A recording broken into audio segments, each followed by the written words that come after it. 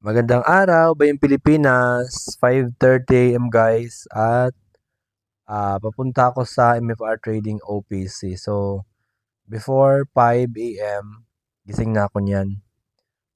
So, ganun lagi yung oras ng gising ko. Pero yung tulog ko minsan, mga 11, 10 to 11 dyan, tulog na ako niyan. So, ganun lagi at maaga ako palagi nagigising dahil nakasanayan ko na. Sa madaling araw pa lang gising na ako at marami na akong nagagawa sa umaga pa lang. So, bakit madaling araw?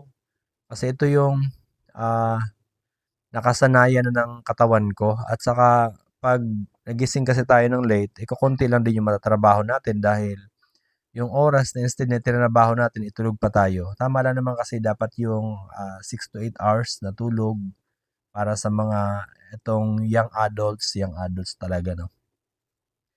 At 'pag sumobra naman, masakit naman din sa ulo. Pero ang pinaka-bottom line nito ay 'pag mas maaga ka nagigising, mas marami kang nagagawang trabaho, mas produktibo ang buong araw mo. Kaysa late ka magising, marami kang mai-skip or makakaligtaang trabaho kasi gigising ka ng 7:00, yung matatrabaho mo yung 7:00 na hanggang kung anong oras yung out mo.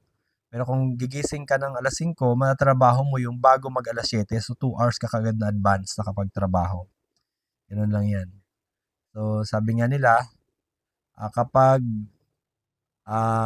maaga ka nagigising, mas produktibo ang araw mo. Totoo yun. Naniniwala ako doon.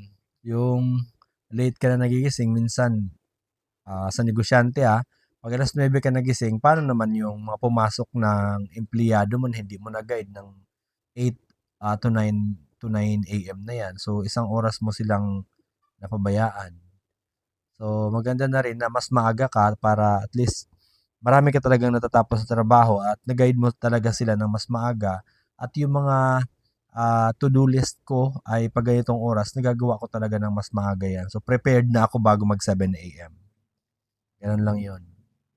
So, napaka-importante ng oras sa atin, pahalagahan din ang oras natin, gamitin natin sa tama at ah, piliin natin ang produktibong gawain palagi sa araw-araw para di masayang yung oras natin. Magandang araw, Bayang Pilipinas!